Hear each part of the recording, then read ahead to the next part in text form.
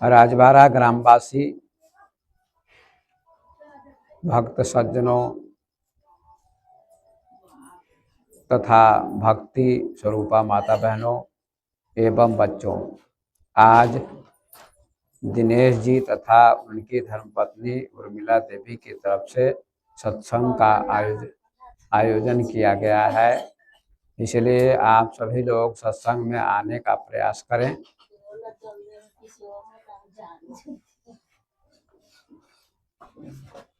क्योंकि सत्संग की महिमा का वर्णन समस्त संतों ने, महापुरुषों ने किया है।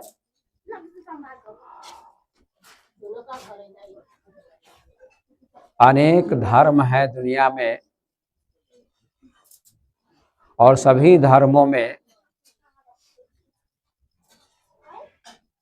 सत्संग की चर्चा की जाती है, भक्ति की चर्चा की जाती है, भगवान की चर्चा की जाती है, ज्ञान की चर्चा की जाती है।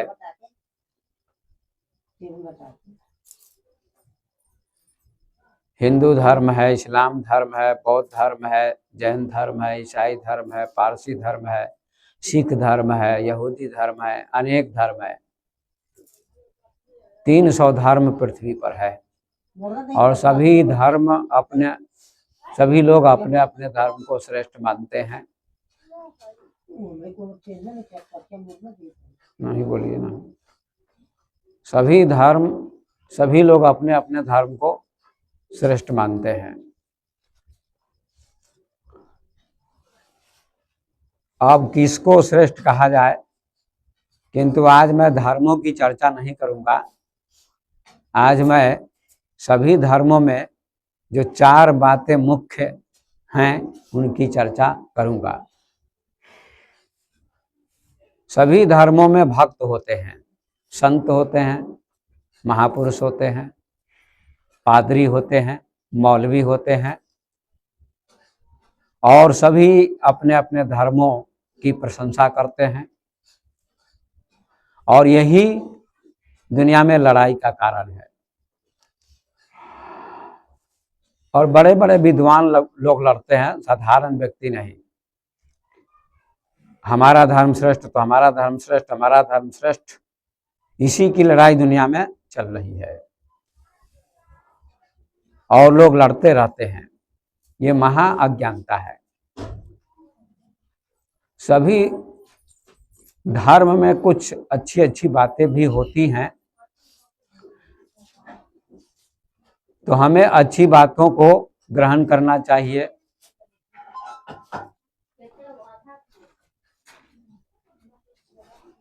जैसे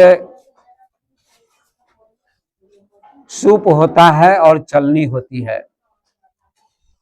सबके घर में, तो सूप क्या करता है, खराब चीज को बाहर फेंक देता है और अच्छी चीज को रख लेता है, उसको सूप कहते हैं। देहाती भाषा में आप लोग डगरा बोलते हैं, उसको हिंदी में सूप कहते हैं।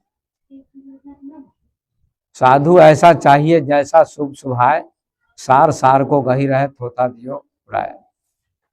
तो सूप जो है सार तत्व को ग्रहण कर लेता है और कंकर पत्थर को फेंक देता है। और जो चलनी होती है, जब आटा छाना जाता है तो चलनी का क्या काम है, अच्छी चीज को नीचे गिरा देती है और खराब चीज को रख लेती है, आटा को गिरा देती है और कंकर पत्थर को अपने में रख लेती है। तो ये 2 प्रकार के लोग दुनिया में हैं, चलनी जैसे लोग और सूप जैसे लोग। तो सूप जैसे लोग कौन है, जो सभी धर्मों में से सार को निकाल लेते हैं, अच्छी बात को निकाल लेते हैं, ऐसे लोग सूप जैसे होते हैं। और चलनी वाले कौन लोग हैं, चलनी जैसे लोग, जो खराब चीज को ही ग्रहण करते हैं, अच्छी चीज को छोड़ देते हैं। और यही दुनिया में चल रहा है, समाज में चल रहा है। महापुरुष में से भी लोग बुराई को ढूंढ लेते हैं। कृष्ण में, राम में, बुद्ध में, महावीर में, कबीर में, नानक में, मीरा में, सब में लोग बुराई ढूंढते हैं। दुनिया में ऐसे महापुरुष जो सबके लिए सोचते हैं, उनमें से भी लोग बुराई को ढूंढ लेते हैं। और हम लोग गांव-गांव में जाते हैं प्रवचन देने, तो हम लोगों की भी बुराई लोग करते हैं। ये क्या है? चलनी जैसे लोग अच्छाई को नहीं देखते हैं, बुराई को देखते हैं। ये बहुत बड़ी अज्ञानता लोगों की है। तो आज मैं चर्चा करता हूं कि सभी धर्मों में 4 प्रकार के ही लोग हैं। ये तो 2 प्रकार के लोग हमने इसलिए बताया, अच्छे और बुरे, चलनी जैसे लोग और शुभ जैसे लोग। हमको क्या बनना है? शुभ जैसा बनना है, अच्छाई को लेना है और बुराई का त्याग करना है। लेकिन अधिक लोग दुनिया में चलनी जैसे हैं, बुराई को ग्रहण करते हैं, अच्छाई को छोड़ देते हैं, इसलिए उनका कल्याण नहीं होता है। अपनी तरफ कोई नहीं देखता है कि हम में भी बुराई है, कमी है। ये आंखें दुनिया को देखती हैं पर अपने आप को नहीं देखती है। अपने आप को देखने के लिए क्या चाहिए? दर्पण चाहिए। तभी आप देख सकते हैं कि हमारे गाल पर दाग लगा है या नहीं लगा है। तो आपकी कमी को कौन दिखाता है? दर्पण दिखाता है। आपकी कमी को दर्पण दिखाता है, और जब दर्पण देखते हैं तो आपको अपनी कमी महसूस होती है कि हमारे अंदर क्या बुराई है। पर लोग करते क्या हैं? अपनी बुराई को नहीं देखते हैं दर्पण के द्वारा, और दूसरे की बुराई को देखते हैं। महापुरुष की बुराई को भी देख लेते हैं।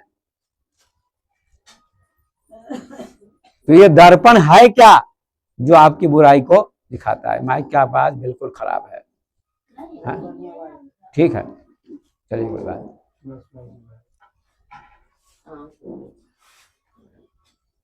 तो दर्पण क्या करता है? हमारी बुराई को दिखाता है, हमारी कमी को दिखाता है। तो उस कमी को दूर करने का प्रयास व्यक्ति को करना चाहिए। यहां दर्पण क्या है?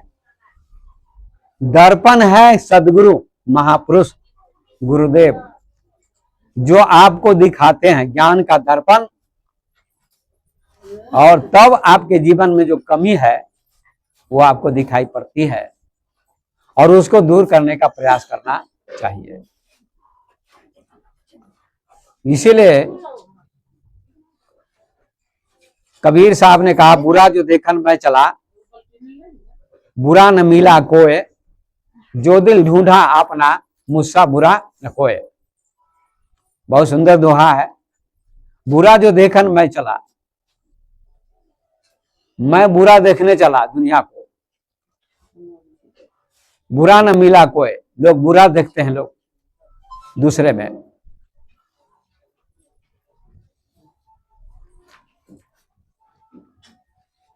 वो बुरा है, वो बुरा है, वो बुरा है, मैं सबसे अच्छा हूं। दुनिया की यही रीत है, यही लोगों की सोच है, यही लोगों का विचार है। सारी दुनिया खराब है, मैं अच्छा हूं। ये क्या है? ये चलनी की बुद्धि है, चलनी जैसी बुद्धि कि सारी दुनिया खराब, मैं अच्छा।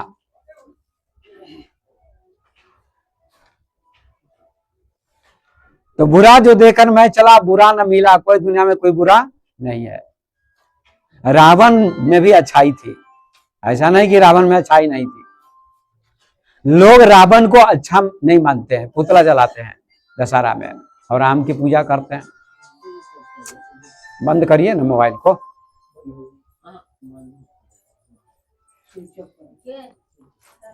ध्यान से सुनिए, बातें मत करिए एक भी साथ में। रावण को बुरा लोग मानते हैं। संसार में 2 पक्ष हैं, अंधकार और प्रकाश, दिन और रात, अच्छा और बुरा। यदि अंधकार नहीं होगा तो प्रकाश का महत्व नहीं होगा। रावण हट जाए तो राम का महत्व समाप्त हो जाएगा। अगर रात नहीं होगी तो दिन का महत्व नहीं होगा। रात है तभी ना दिन कहते हैं।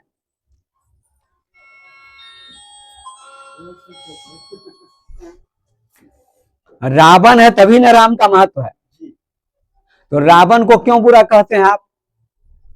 कि केवल एक कमी थी उसमें, बाकी राम से कम विद्वान नहीं था वो। सीता जी का हरण कर लिया, इसलिए लोग उसको बुरा कहते हैं, पुतला जलाते हैं। लेकिन राम जी ने सुपनेखा का नाक कान कटवा दिया। लेकिन रावण के की लंका में सीता जी थी, लेकिन रावण ने तो कभी नाक कान नहीं काटी उसकी, केवल धमकाया कि हमारी बात मानो, हमारी रानी बन जाओ तो ठीक रहेगा। लेकिन वो चाहता तो नाक कान काट सकता था। लोग कहते हैं सीता जी को छूता तो वो जल जाता रावण, लेकिन जिसमें उठाया है ना और रथ में रखा, उसमें क्यों नहीं जला? ये सब बहुत सारी बातें समझने की हैं। इसलिए रावण महान भी था। राम में भी बहुत कमी है, लोग भगवान मानते हैं, लेकिन राम की कमी को लोग थोड़ी समझते हैं। हाँ, हम अच्छाई को लेते हैं, राम की अच्छाई को, माता पिता का सम्मान किया, गुरु का सम्मान किया, भाई भाई में प्रेम था, ये उनकी महानता है। लेकिन कहीं कहीं बहुत कमी भी है ना? कहाँ कमी है? अभी इस बात को कहने पर हिंदू लोग नाराज हो जाते हैं। हमारा वीडियो है कि राम मर्यादा पुरुषोत्तम नहीं थे, इस पर वीडियो में प्रवचन में बहुत लोगों ने हमको कुछ कहा उल्टा सुल्टा कमेंट में, लेकिन कुछ लोगों ने अच्छा भी कहा कि आपने सच दर्शाया है। विभीषण और रावण, राम और रावण में युद्ध हुआ। विभीषण ने सारा भेद बताया है ना रावण के बारे में, तब रावण को मार सके राम। जब रावण मर गया, सीता का हरण करने के कारण वो पापी कहलाया, तो राम जी ने मारा उनको। सारी दुनिया कहती ठीक किया, ये तो ठीक किया। किंतु रावण जब मर गया तो रावण की पत्नी का नाम क्या था? मंदोदरी। मंदोदरी उसकी भाभी थी, और उसने कई बार माता कहा था मंदोदरी को। ये लवकुश कांड में लिखा हुआ है। जब राम लक्ष्मण भरत शत्रुघ्न हनुमान सब युद्ध करने जाते हैं, अंत में राम जाते हैं, लेकिन विभीषण जब जाते हैं लवकुश से युद्ध करने, तो उस समय लवकुश कहते हैं कि पिता समान बंधु पर तोरा, तिरिया तासुले घर पर जोरा, पापी मातु कहे सो भारा, सो पत्नी अधर्म तुम्हारा। अरे पापी विभीषण, विभीषण को पापी कहा गया। कौन कहता है? लवकुश कहते हैं। अरे पापी विभीषण, तुम्हारा बड़ा भाई रावण पिता के समान था तुम्हारे लिए, और उसकी पत्नी, जब रावण मर गया तो उसकी पत्नी को तुमने अपनी पत्नी बना लिया। विभीषण ने उसको पत्नी बना लिया। किसको? मंदोदरी को। पापी मातु कहे 100 बार, जिसको 100 बार माता कहा हो, धीरे धीरे बोलिए ना, जिसको 100 बार भी माता कहा हो और उसको पत्नी बना लेना, ये कहाँ का धर्म है? सो पत्नी है धर्म तुम्हारा। लवकुश कहते हैं ये धर्म कहाँ चला गया तुम्हारा? तुमने मंदोदरी को 100 बार माता कहा होगा और उसको पत्नी बना लिया तुमने, तो पापी है, हट जा सामने से। तो विभीषण ने महान गलती की।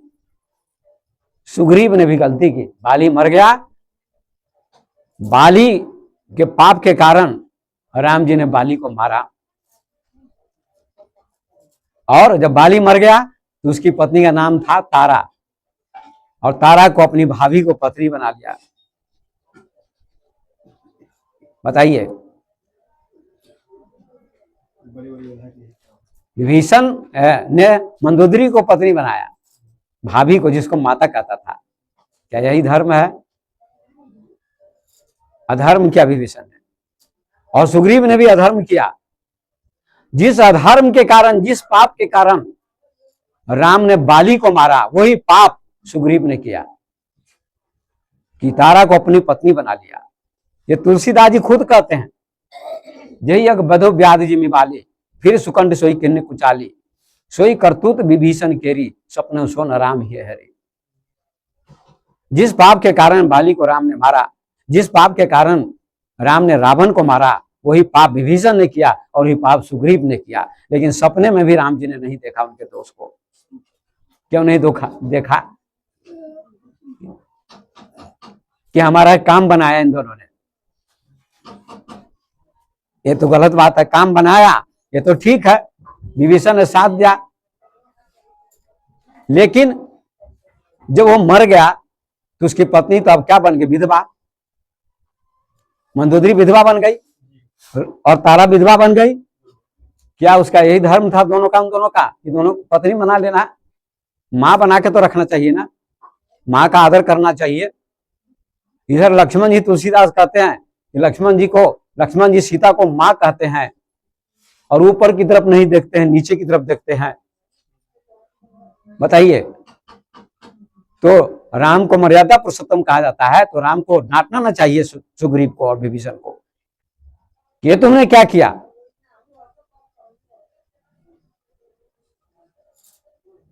जब वो भगवान थे, कहते जब वो अयोध्या चले गए तो लंका में था, तो कैसे मालूम होगा राम जी को? तो राम, तुलसीदास जी तो कहते भगवान है, वो सर्वज्ञ है, तो सर्वज्ञ तो सभी को जान लेना चाहिए। तो यहां राम जी से गलती हुई है और विभीषण बहुत बड़ा गद्दार निकला, पाप किया। इसीलिए बहुत कुछ बात ऐसी है जिसको समाज समझ नहीं पाता है, लोग समझ नहीं पाते।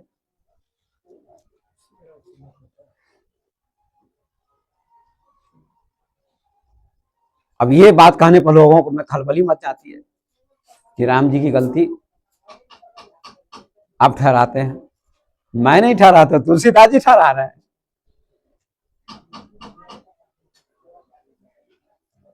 आपका बेटा गलती करेगा तो क्या आप नहीं कह सकते हैं कि तू गलती करता है? नहीं समझा सकते हैं, समझा सकते हैं।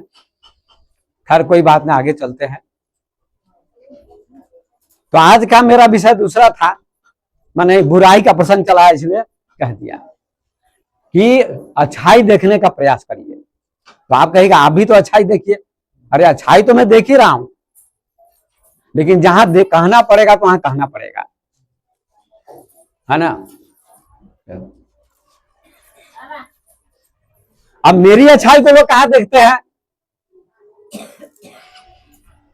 मैं तो प्रवचन सुनाता हूं, ध्यान सिखाता हूं, योग सिखाता हूं, 20 साल से 30 साल से यहां आता हूं, तो समाज के अनुसार बोलता था तो बहुत अच्छा। अब समाज में जो कमी है उसको दर्शाता हूं तो लोग नाराज होते हैं हमसे।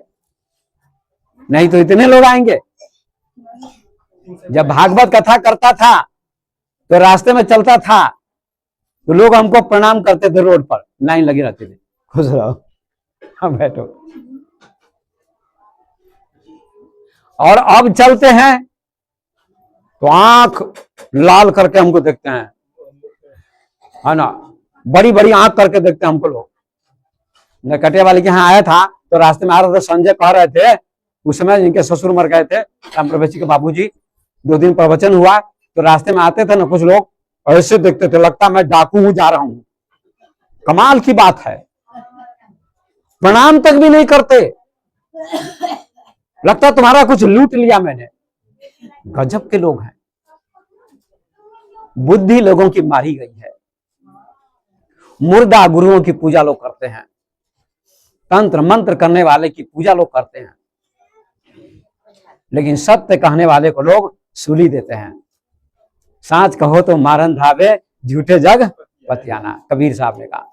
सत्य कहता हूं तो लोग मारने दौड़ते हैं, पकड़ लीजिए नहीं तो सांच कहो तो निकाल देगा वो। सांच कहो तो मारन धावे, झूठे जग पतियाना। सत्य कहता हूं तो लोग मारने दौड़ते हैं और झूठ कहता हूं तो लोग विश्वास करते हैं। एक 600 वर्ष पहले कबीर साहब ने कहा। बड़ी विडंबना है, सत्य को लोग बर्दाश्त नहीं करते। ईसा मसीह को सूली दे दी गई और आज पूजा करते हैं लोग। ईस्वी चल रही है उनके नाम से, 2026 उन्हीं के नाम से। कबीर साहब को लोगों ने दंड दिया, बुद्ध को लोगों ने गालियां दी, पत्थर फेंका, मीराबाई को जहर दिया, सब सत्य के मार्ग पर थे।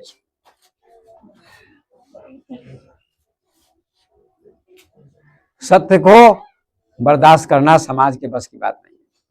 समाज जी रहा है अंधकार में, कचरा में। समाज भेड़ों की भीड़ है, उसको कहते हैं।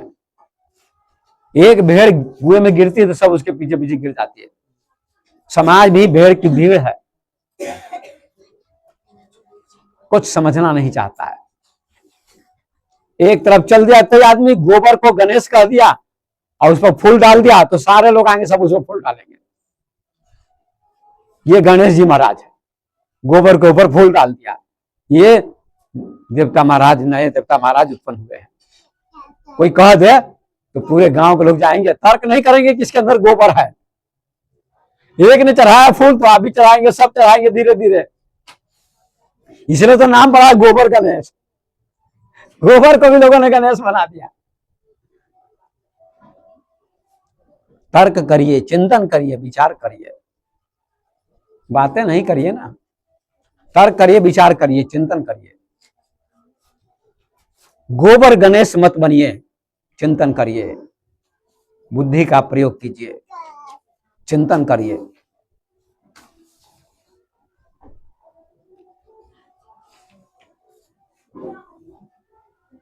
तो इसलिए सत्य बड़ा कड़वा होता है।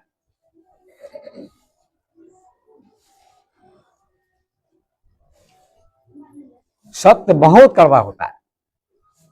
लोग मन में जी रहे हैं। किसमें जी रहे हैं? मन में। हमारे जीवन के 3 तल हैं, तो आइए आज उसकी चर्चा करता हूं। शरीर, मन और आत्मा। हमारा आपका शरीर है, एक मन है और एक आत्मा है। कितनी चीज है? 3 चीज, शरीर, मन और आत्मा। इनको समझना है।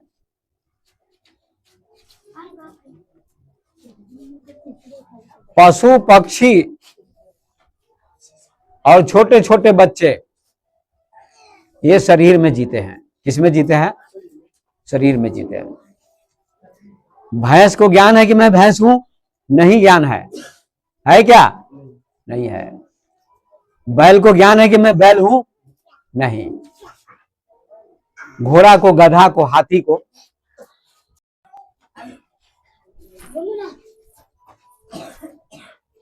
रख लो ठीक से। ऊंट को, बैल को, गाय को, घोड़ा को, गधा को, इनको पता नहीं कि हम घोड़ा गधा है। पता है? नहीं पता है। अब बाद में कथा सुनाना तुम अपना, पहले हमको करने दो। तो ये किस तल पर जीते हैं? शरीर के तल पर जीते हैं। खाते पीते हैं और मर जाते हैं।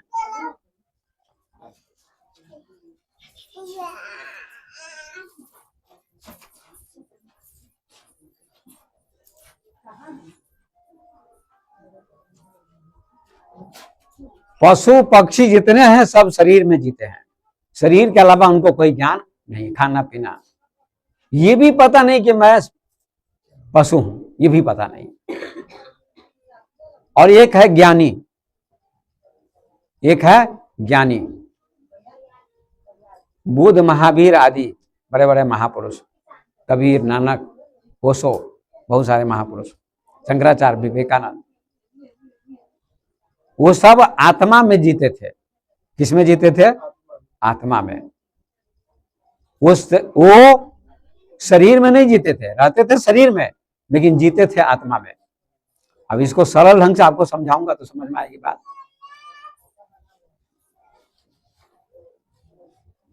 जो शरीर के तल पर जीते हैं वो केवल खाते पीते और मर जाते हैं, इसके अलावा कुछ नहीं करते। जो आत्मा के तल पर जीते हैं जैसे कोई छत पर चला गया तो उसको गिरने का डर नहीं है,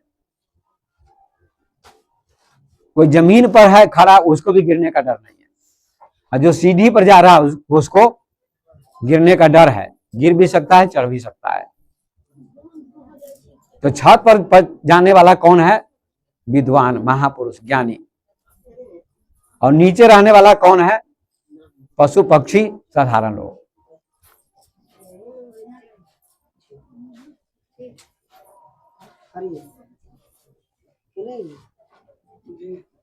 बीच में कौन है? बीच में मनुष्य है। बीच में कौन है? मनुष्य। मनुष्य किसको कहते हैं? जो मन में जीते हैं। बातें नहीं ना करिए, बीच में डिस्टर्ब होता है। बैठिए। तो मनुष्य कौन है? जो मन में जीता है। परमात्मा वो बन जाता है जो आत्मा में जीता है। शरीर को नहीं देखता है वो। किसको देखता है? सब में परमात्मा को देखता है। पशु में, पक्षी में, आदमी में, सब में परमात्मा को ही देखता है, वो शरीर को नहीं देखता है। इसीलिए तुलसीदास ने लिखा एक जगह, ये बहुत सुंदर चौपाई है, किसी राम में सब जग जानी, करो प्रणाम जोरी जुग पानी। सीता राम सभी में है। अब कितनी सुंदर चौपाई है ये। सीता राम सभी में है। और जब ये चौपाई व्यक्ति समझ जाएगा तो किसी से कोई द्वेष नहीं करेगा। सभी स्त्रियां सीता हैं ऐसा मान ले व्यक्ति, और सभी पुरुष राम है, तो कभी समाज में विवाद नहीं होगा। क्या ऐसा लोग समझते हैं? इसलिए कहावत नहीं है कि दूध में लोग पानी मिलाते हैं। मैं बराबर कहता रहता हूं कि सिया राम में सब जग जानी, 1 लीटर दूध में आधा लीटर पानी मिलाते हैं ना पानी। लोग, बहुत लोग पानी मिलाते हैं। तो जिसको पानी मिलाकर देते हैं उसमें भी तो परमात्मा है। राम माने परमात्मा। राम, अब देखिए, राम को लोग परमात्मा मानते हैं, सीता को भी भगवती मानते हैं। अब इसको बड़े बड़े कथाकार समझा नहीं पाते लोगों को। कोई बात नहीं मानेगा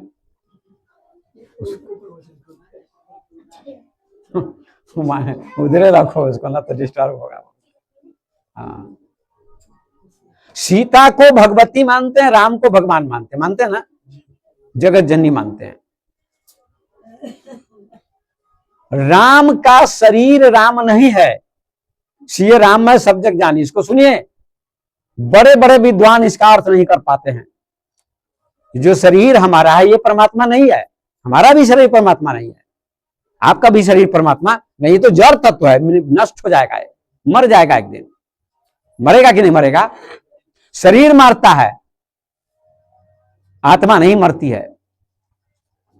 वैसे तो कहा कबीर साहब ने कि माया मरी न मन मुआ, मन भी नहीं मरता है, माया मरती है। मरी मरी गया शरीर, शरीर बार बार मर जाता है।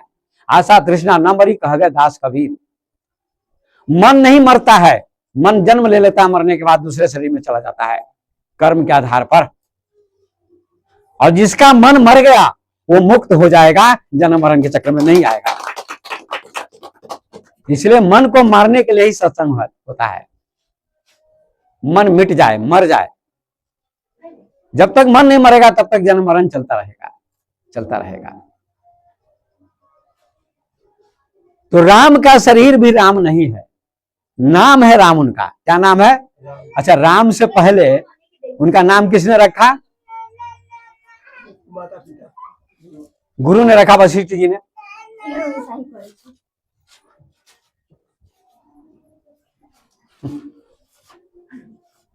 अब बच्चा नटखट क्या, उसका स्वभाव है।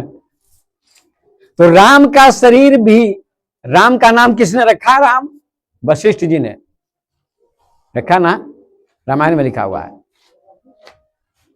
चारों भाइयों का नाम वशिष्ठ जी ने रखा। हमारा आपका भी नाम रखते हैं, पंडित जी, माता पिता सब रखते हैं कि नहीं रखते हैं? तो शरीर क्या है? राम का शरीर भी राम नहीं था, नाम था उनका। राम के अंदर जो आत्मा थी क्योंकि राम के अंदर भी तो आत्मा थी, जैसा मेरा शरीर वैसे राम का शरीर भी था। ऐसा नहीं कि राम का शरीर नहीं था, क्योंकि शरीर नहीं होता तो सबरी के आश्रम कैसे चल के जाते, रावण से कैसे युद्ध करते, शरीर था तभी नहीं किया। जो भी हुआ तो राम का भी शरीर था। राम का शरीर राम नहीं है, राम के शरीर में जो आत्मा है उसका नाम राम है। और उस राम की पहचान के लिए कबीर साहब कहते हैं, बुद्ध कहते हैं और ओशो कहते हैं, उस राम की पहचान कर लो तो तुम्हारा बेड़ा पार हो जाएगा। उस राम को पहचानो। किसको? अंदर के राम को। मेरा शरीर भी राम नहीं है, आपका शरीर भी राम नहीं, हमारी आत्मा राम है, आपकी आत्मा भी राम है। तो सब में राम को देखो, यही तुलसीदास यहाँ कह रहे हैं, सब में राम को देखो। उसी को कह रहे हैं आज। कुत्ता में, बिल्ली में, स्त्री में, पुरुष में, भाई में, बंधु में, सब में राम देखो। जब सब में भगवान हम देखेंगे तो लड़ाई किससे करेंगे? सब में राम देखेंगे तो युद्ध किससे करेंगे? निंदा किसकी करेंगे?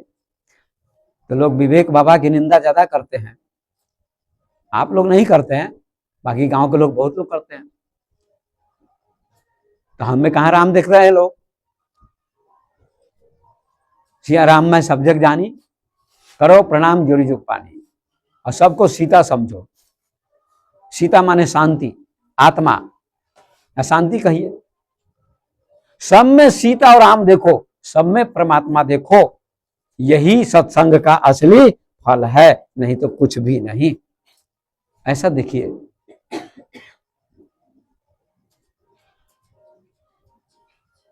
तो मन में ही क्या है? स्त्री पुरुष है। हम लोग, सारे लोग, दुनिया के लोग मन के तल पर जीते हैं।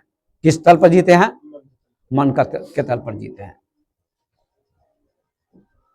मन में ही स्त्री पुरुष है, मन में ही पाप पुण्य है, मन में ही सुख दुख है, मन में ही अपमान मान है, मन में ही रात दिन है। अब मन से ऊंचा उठ जाएगा तो वहां न स्त्री है, न पुरुष है, न मान है, न अपमान है, कुछ भी नहीं है, वहां केवल परमात्मा है। इसको कैसे समझिएगा आप लोग? तब यहाँ के लोग या बहुत लोग तर्क करते हैं, स्त्री से लोग घृणा करते हैं कि बाबा के पास, संत के पास स्त्री नहीं होनी चाहिए, बाबा को त्यागी होना चाहिए। अधिक लोगों की यही मान्यता है। ये किसका काम है? मन का काम है। जब आप पत्नी वाले को, स्त्री वाले को अच्छा नहीं मानते हैं, तब फिर राम को भी अच्छा ना मानिए। राम के पास तो स्त्री थी, सीता जी थी कि नहीं? और कृष्ण भगवान के पास राधा 16,108 रानी थी कि नहीं? शिव के पास पार्वती थी कि नहीं? तो लोग उनकी पूजा क्यों करते हैं मंदिर में बनाकर मूर्ति? अगर आप त्यागी को ज्यादा महत्व देते हैं कि त्यागी ज्यादा अच्छा है, तब तो राम की पूजा मत करिए, फिर मेरी मूर्ति लगाइए आप मंदिर में। राम की मूर्ति को हटाइए, सीता की मूर्ति को हटाइए, शिव की मूर्ति को हटाइए, मेरी मूर्ति लगाइए। कहने का भाव क्या? जब मैंने विवाह नहीं किया तो उनसे त्यागी तो मैं बड़ा हुआ। आप त्याग की पूजा करना चाहते लोग, समाज के लोग, बड़ी गजब बात है।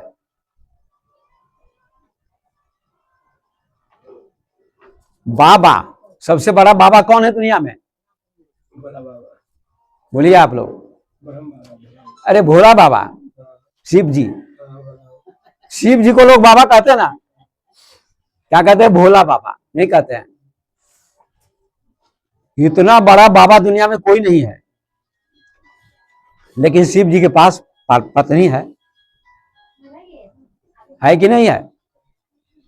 और जितनी पूजा शिव जी की होती है उतनी किसी की नहीं होती है। एक पत्थर ला के रख दीजिए गांव में झाड़ के नीचे, उसको भी कहिए शिव जी है, शिवलिंग है, सब पूजा शुरू कर देंगे। बड़ी गजब बात है।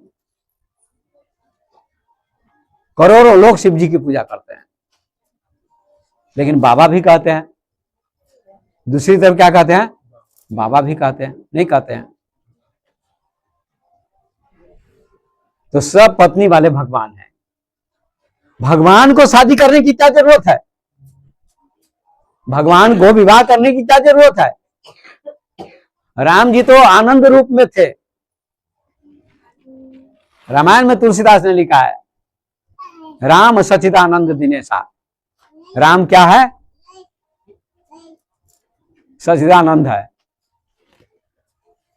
राम क्या है? सच्चिदानंद है। नाना को रेक आता है। अच्छा सीधा बोलिए सतगुरुदेव भगवान की।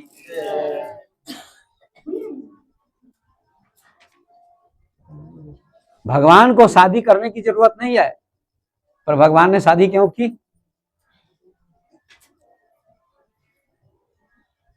कृष्ण ने शादी क्यों की? आनंद स्वरूप है भगवान। क्या लिखा? राम सच्चिदानंद दिनेशा।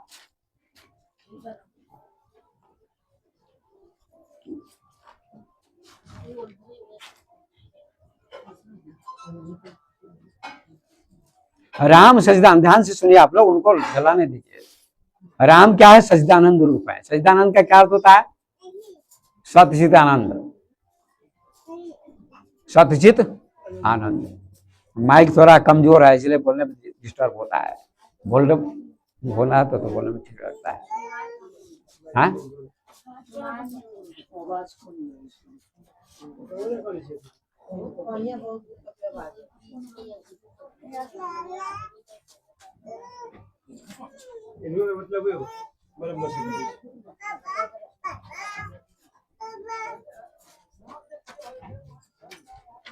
जल्दी लगाइए ना।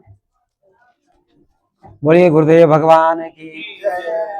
इधर उधर मन को मत बताइए, उनका जो काम है करने दीजिए। आप लोग सुनिए, मन बड़ा चंचल है ना। राम सच्चिदानंद दिनेशा। राम सच्चिदानंद है। क्या है? सच्चिदानंद। सत चित आनंद। सत माने, अब ये सब ज्ञान का विषय है तो नींद आती है, और जब ढोलक हारमोनियम बजेगा तो सबकी नींद खुल जाएगी, है ना। ढोलक हारमोनियम बजेगा, नींद खुलेगी कि नहीं? ज्ञान का विषय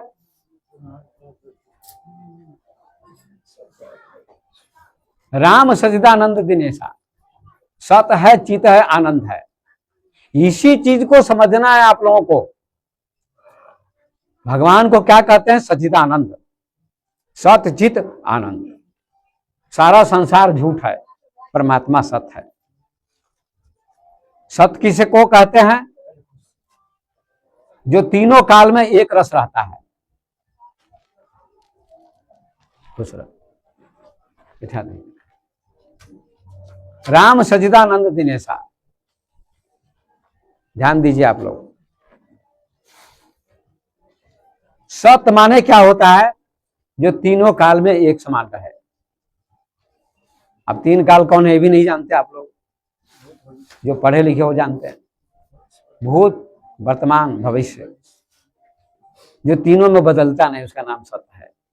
हमारा शरीर बदल जाएगा, मकान बदल जाएगा, सब कुछ बदल जाएगा, लेकिन सत्य बदलने वाला नहीं है।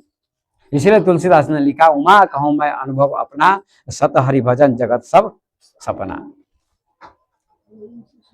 चित माने ज्ञान। चित माने ज्ञान। ज्ञान कहां से पैदा होता है? अंदर से पैदा होता है। और आनंद,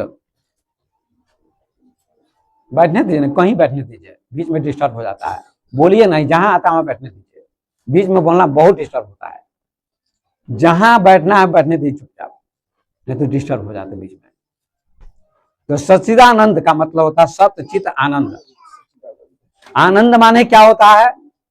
देखिए, सभी लोग आनंद चाहते हैं, चाहते हैं ना। ऐसा कोई व्यक्ति जो आनंद ना चाहता हो? किसमें किसमें आनंद है?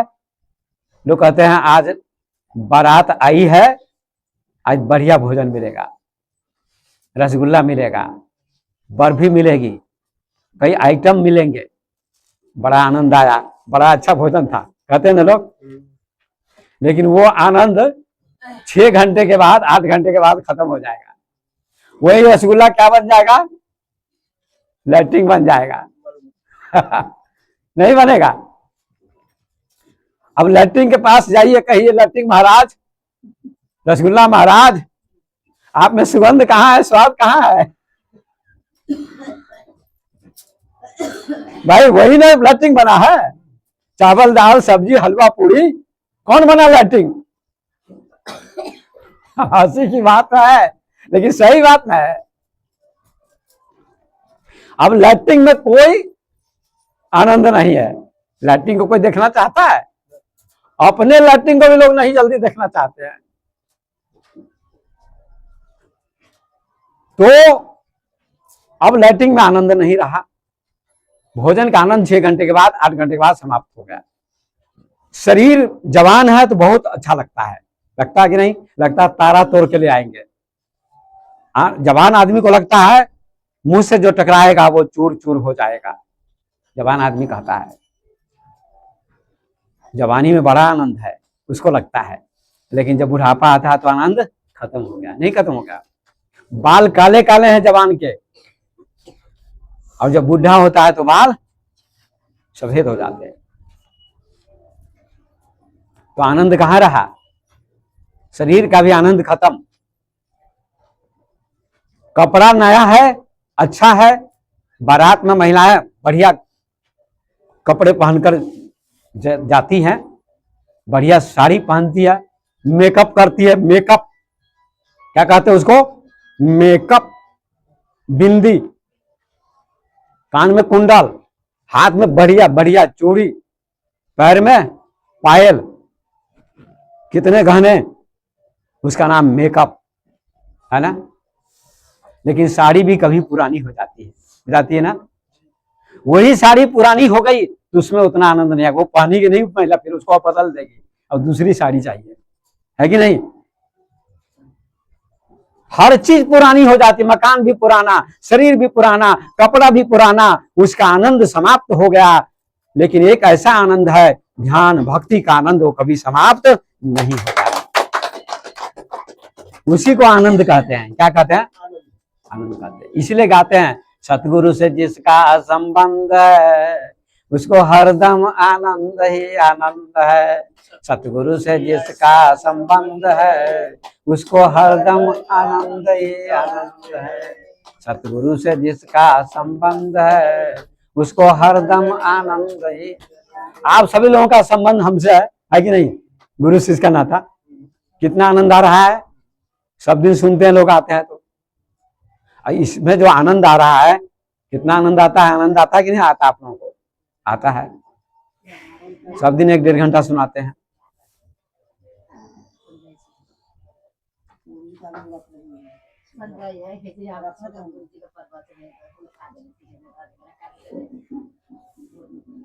सतगुरु से जिसका संबंध है उसको हरदम आनंद ही आनंद है। असली आनंद अंदर में है, ध्यान का आनंद, भक्ति का आनंद, उसी को आनंद कहा है। सुख और दुख और आनंद में अंतर होता है। एक होता है सुख, एक होता है दुख, एक होता है आनंद। ध्यान से सुनिए। आज नटखट बाबा तो सुख क्या है, दुख क्या है, आनंद क्या है? दुख किसे कहते हैं?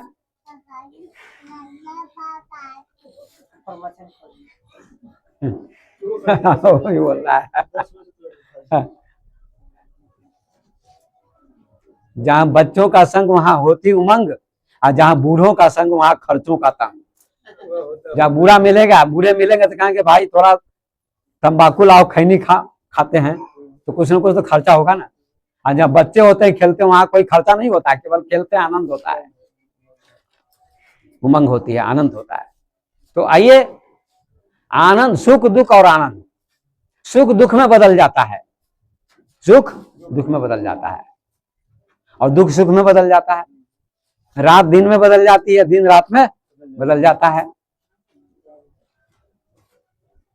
आपके पास बहुत धन है, संपत्ति है, अगर धन समाप्त हो गया, जमीन बिक गई, तो दुखी होगा कि नहीं आदमी?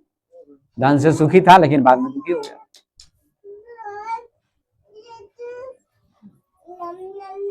और आप बहुत दुखी हैं, आपको संपत्ति आ गई, बेटा अच्छा मिला, पत्नी अच्छी मिली, भाई अच्छा मिला, कपड़ा अच्छा मिला, मकान अच्छा मिला, तो क्या आप सुखी हो जाएंगे? तो दुख सुख में बदल गया तो सुख दुख में बदल गया।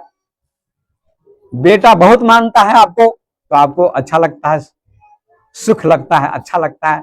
बेटा नालायक हो गया, आपका अपमान करने लगता है तो आप दुखी हो जाते हैं बेटे से कि नालायक बेटा है कि नहीं। तो उसी बेटे से आप सुखी होते हैं, उसी बेटे से आप दुखी होते हैं। अगर बेटा आदर करता है तो आप सुखी हो जाते हैं, बेटा अनादर करता है तो आप दुखी हो जाते हैं। पत्नी आदर करती है तो आप सुखी हो जाते हैं, अनादर करती है तो आप दुखी हो जाते हैं। होते कि नहीं होते हैं। ये सुख दुख है, सुख दुख में बदल गया और दुख सुख में बदल गया। लेकिन आनंद कभी बदलता नहीं है। और सुख दुख कहाँ होते हैं? मन में होते हैं। और आनंद मन में नहीं होता है। आनंद आत्मा का धर्म है, परमात्मा का धर्म है। तो आनंद अगर जीवन में आ गया, भक्ति करने वाले को आनंद मिलता है। ध्रुव को आनंद मिला, प्रहलाद को आनंद मिला, मीरा को आनंद मिला, कबीर को आनंद मिला, हमको आनंद मिलता है, आपको आनंद मिलता है। जो भी ध्यान करेगा उसको आनंद मिलेगा, वही सबसे बड़ा आनंद है। बुद्ध ने ध्यान किया, सारी दुनिया को ज्ञान दिया। भगवान ओशो ने ध्यान किया, सारी दुनिया को ज्ञान दिया, ध्यान का उपदेश किया। इसलिए ध्यान करना परम जरूरी है। सत्संग करना तो जरूरी है ही, ध्यान प्रयोग है। ध्यान क्या है? प्रयोग है। सत्संग प्रयोग नहीं है। सत्संग केवल शब्द का ज्ञान है। हनुमान आराधना कर लिए, शिव चर्चा कर लिए, पर प्रयोग कहां करते हैं? ध्यान प्रयोग है। ध्यान क्या है? प्रयोग। समझ लीजिए कैसे, उसमें आनंद आएगा आपको। वो आनंद कभी नहीं मिटेगा। बुद्ध का आनंद कभी नहीं मिटा। कितना भी उनको दुखी किया गया, गाली दी गई, पर उनका आनंद कभी नहीं मिटा। उनका मन दुखी नहीं हुआ। न कबीर साहब का मन दुखी हुआ, और न बुद्ध का, न ओशो का, न कृष्णमूर्ति का, न विवेकानंद का, न शंकराचार्य का, न मीरा का। उन लोगों को कितना भी सताया गया, फिर भी उनका मन दुखी नहीं हुआ, क्योंकि उनको ध्यान का, भक्ति का, योग का, स्वयं का आनंद मिल गया। तो कभी उनका मन दुखी नहीं हुआ। इसको क्या कहते हैं? आनंद कहते हैं। क्या कहते हैं? आनंद कहते हैं। सच्चिदानंद, सत्य चित्त आनंद। जब आनंद स्वरूप परमात्मा है। इसलिए भागवत कथा मैं पहले करता था तो सुनाता था लोगों को कि नंद घर आनंद भाइयों, जय कन्हैया लाल की। हाथी घोड़ा पाल की, जय कन्हैया लाल की। नंद के घर में आनंद का जन्म हुआ है, कृष्ण का जन्म नहीं हुआ है, आनंद का जन्म हुआ है। ये कह रहा है इस पंक्ति में विद्वान। नंद घर आनंद भाइयों, जय कन्हैया लाल की। नंद के घर में आनंद का जन्म हुआ है। कृष्ण क्या है? आनंद रूप है। परमात्मा क्या है? आनंद रूप है। जब हम में आनंद है ही तो परमात्मा को विवाह करने की क्या जरूरत है? यही मैं कह रहा था। राम को विवाह करने की क्या जरूरत है? कृष्ण को विवाह करने की क्या जरूरत है? शिव को विवाह करने की क्या जरूरत है? फिर भी विवाह किया।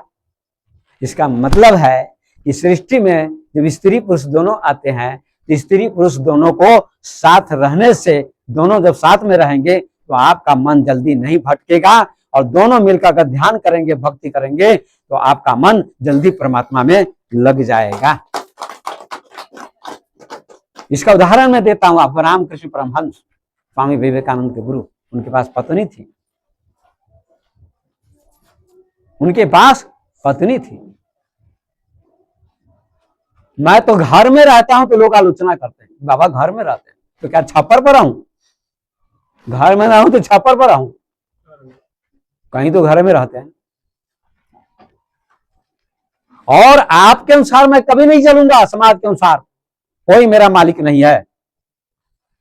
मैं स्वतंत्र व्यक्ति हूं, मैं ज्ञानी हूं। मुर्दे को लोग जैसा चाहे वैसा कर सकता है। मुर्दे बाबा दुनिया में बहुत है। मुर्दे बाबा बहुत है, उनको जैसा चाहो वैसा नचाओ। वो बंदर है, समाज कलंदर है। और मैं कलंदर हूं, समाज बंदर है। समाज को ज्ञानी नचाता है, समाज को ज्ञानी बदलता है, न कि समाज ज्ञानी को बदलेगा। ये कोई अधिकार समाज को नहीं है। क्योंकि कबीर आए, समाज को बदलने का प्रयास किया। हिंदू में जो कमी थी उसको बताया, मुसलमान में जो कमी थी उसको बताया कबीर ने। हिंदू में भी कमी है। हिंदू दूध का धोया नहीं है। सब मुसलमाने खराब नहीं है, कुछ मुसलमान में भी अच्छे हैं। हिंदू और मुसलमान का सवाल नहीं है।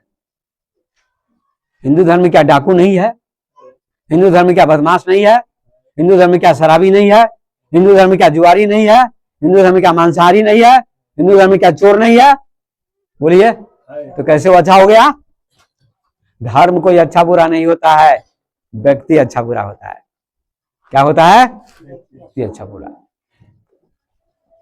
कि धर्म को क्यों कहते अच्छा? हिंदू धर्म सबसे अच्छा, बिल्कुल गलत बात है। कोई धर्म अच्छा नहीं है, व्यक्ति अच्छा है। कोई व्यक्ति अच्छा होता है।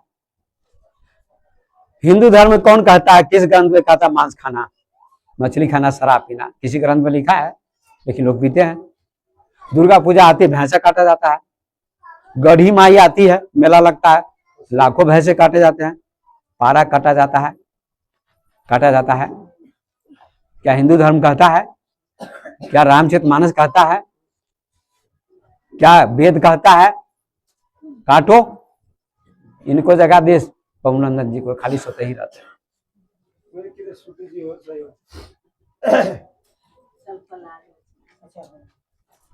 धर्म कोई अच्छा बुरा नहीं होता है, व्यक्ति अच्छा बुरा होता है। व्यक्ति अच्छा बुरा होता है। मैं काशी में आ रहा था, विद्यार्थी था, सुनिए कहानी सुनाता हूं। मेरा जन्म ही तो हिंदू धर्म में ही हुआ है, लेकिन मैं हिंदू धर्म का नारा नहीं लगाता कि हिंदू धर्म श्रेष्ठ है। बिल्कुल नहीं नारा लगाऊंगा। सनातन धर्म है, हिंदू कोई धर्म नहीं है, सनातन धर्म है।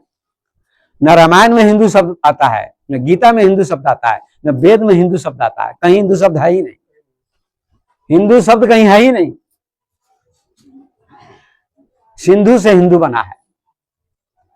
सिंधु नदी के तट पर रहने वाले लोग सिंधु को हिंदू कहते थे, स को ह कहते थे। पूरा रामचरितमानस कोई पढ़ ले, कहीं हिंदू शब्द बता दे तो 5,000 रुपये इनाम दूंगा। गीता में भी नहीं, वेद में भी नहीं, बाइबल में भी नहीं। बाइबल की तो खैर इस्लाम धर्म की पुस्तक है।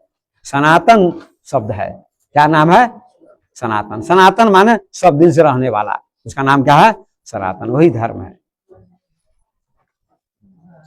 लेकिन फिर भी हिंदू शब्द का प्रयोग है, वो अच्छा है। हिंदू का जो हिंसा न करे, क्या न करे? हिंसा न करे। एक बार मैं मध्य प्रदेश से आ रहा था, काशी में आया, बनारस में, तो मेरे पास एक झोला था, है ना, उसमें एक लोटा था, कुछ कपड़े थे, 125 रुपया। उसमें मैं प्रवचन नहीं करता था, विद्यार्थी था, घूमता था पूरे देश में। और एक पुस्तक थी कबीर साहब की, बीजक, वो कहीं से मुझे मिला था, मैं लाया था खरीद के। तो काशी के स्टेशन पर आया। सोइए नहीं, आप लोग सो रहे हैं तो हम बंद कर देते हैं, सोइएगा तो बंद कर देते हैं। कम से कम कुछ देर तो जगे रहिए। अब जब ड्राइवर है सो जाएगा तो गाड़ी कैसे चलेगी? तो कहेगा हाँ ड्राइवर तो आप है, तो मैं ड्राइवर, तो मैं जगा रहूंगा, आप सो जाएगा तो मैं दीवार को सुनाऊंगा। आप तो थोड़ी देर सुनिए। थकावट है, शादी विवाह है, बारात वगैरह आती है तो महिलाएं नाचती हैं, इसलिए थक जाती हैं, है ना।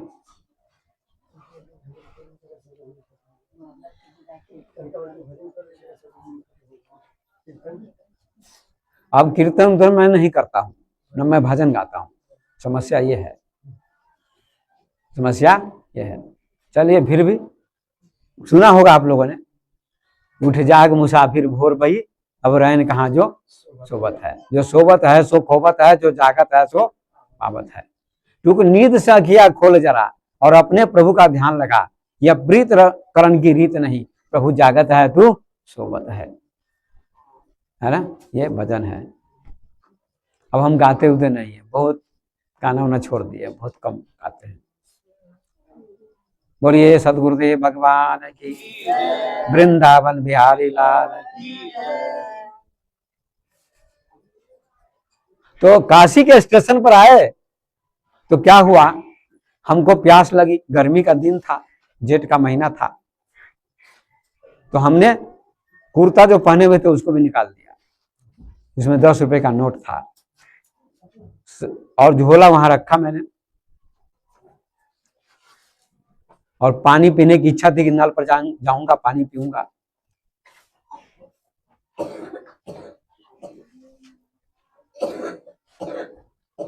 तो एक आदमी आया धोती कुर्ता पहने हुए। उसने कहा बाबा कहाँ जाते हैं आप? मैंने कहा बिहार जाऊंगा। तो कहा बाबा मैं भी बिहार जाऊंगा। धोती कुर्ता वाला व्यक्ति था, साधारण लगता था, अच्छा आदमी लगता था। कहा हमको भी बिहार चलना। हम कहा ठीक है। कहा पानी पीना आपको? हमने कहा पानी पीना है। तो ऐसा करिए जाइए पी लीजिए, झोला वाला यहाँ रख दीजिए, हम रखवाली करेंगे, चिंता मत कीजिए, हम आपके साथ चलेंगे, हम संतों को बहुत मानते हैं, भगवान के भक्त हैं। तो हमने कहा ठीक है। तो झोला वहीं रख दिए, हम अपना कमंडल लेकर गए और पानी पीने में हमको समय लग गया तो 5-10 मिनट, भीड़ भाड़ थी नल पर। तो टोटी में पानी लेने में 10 मिनट लग गया हमको।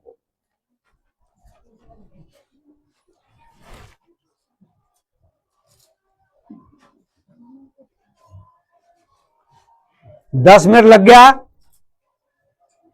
तो पानी पिया मैं, कमंडल में पानी लेकर आया। जब आया तो देखा वहां न झोला है न कुछ है, लेके गायब हो गया। तो हम तो बहुत परेशान हो गए। हमने कहा अच्छा भगत मिला हमको, अच्छा सेवक मिला, जो झोला वोला सब गायब कर दिया। तो हम पुलिस के पास गए। हमने कहा हमारा झोला एक आदमी ले गया, ठग चोर। तो उसने कहा, पुलिस ने कहा बाबा काशी में 3 बहुत चीज प्रसिद्ध है, 3 प्रसिद्ध चीज है, राण साण सन्यासी, इनसे बचे तो सेब है काशी।